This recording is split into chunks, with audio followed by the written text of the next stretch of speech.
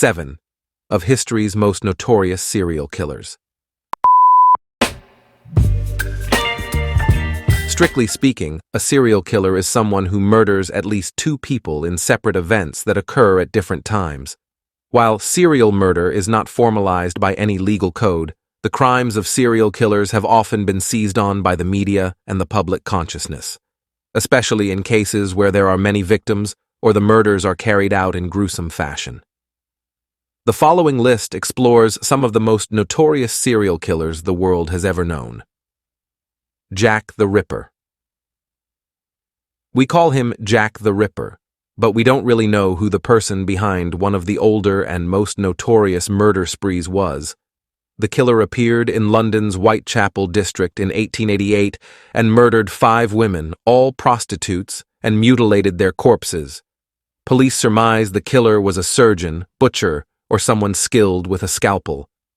The killer mocked the community and the police by sending letters outlining the acts. Although many suspects have been named over the years, the killer has never been identified. Jeffrey Dahmer. Jeffrey Dahmer started killing in 1978, just 18 years old, and wasn't arrested for murder until 1991, after a would-be victim escaped and led police back to Dahmer's Milwaukee, Wisconsin home. It was there that some of the gruesome details of his life of killing were seen via photos of mutilated bodies and body parts strewn across the apartment. He even had a vat of acid he used to dispose of victims. In all, Dahmer killed 17 people, mostly young men of color. He served time in prison twice, the first time for molestation and the second time for murder, and was killed by a fellow inmate in 1994. Harold Shipman. Harold Shipman, also known as Dr. Death, is believed to have killed an estimated 250 patients. This doctor practiced in Greater Manchester, England, and between 1972 and 1998 he worked in 2 different offices, killing all the while. He wasn't caught until a red flag was raised by several people, including an undertaker, who was surprised by the sheer number of cremation certificates Shipman was a part of, along with the fact that most of the cases were elderly women found to have died in bed, not at night, but rather during the day. Police mishandled the investigation, and Shipman kept killing until he got greedy and tried to concoct a will for a victim that named him beneficiary, which led the victim's daughter to become suspicious. He was finally convicted in 2000. John Wayne Gacy. A construction worker known by his suburban neighbors as outgoing, John Wayne Gacy was involved in politics and even acted as a clown for birthday parties. He was no clown. Gacy came under suspicion in 1978 when a 15-year-old boy, last seen with him, went missing. That wasn't the only time families of missing boys had pointed fingers at Gacy, but it was the first time authorities took them seriously.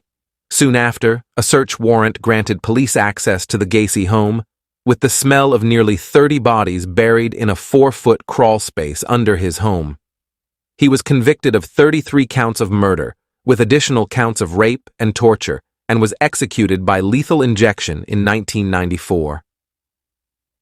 H.H. Holmes Chicago has had its share of killers, but perhaps none more haunting than H.H. Holmes, the pharmacist, who turned a hotel into a torture castle. Ahead of the 1893 World's Fair, Holmes moved to Chicago and started outfitting a 3-story hotel with all manner of nefarious contraptions, including gas lines, secret passages and trapdoors, hallways to dead ends, chutes to the basement, soundproofed padding, and torture devices strewn throughout a maze. The gas allowed Holmes to knock out his guests before the worst of what was to happen came next, often on his surgical tables. He then burned the bodies in the building's fornace, selling skeletones to medical schools and running life insurance scams. In all, he copped to more than 30 murders, found only after a fellow scammer turned him in for falling short on a financial agreement, before he was hanged in 1896. Pedro Lopez. One of the world's most prolific serial killers might still be out there. Pedro Lopez is linked to more than 300 murders in his native Colombia and in Ecuador and Peru. At least one-third of those murders were tribal women. After Lopez's arrest in 1980, police found the graves of more than 50 of his preteen victims.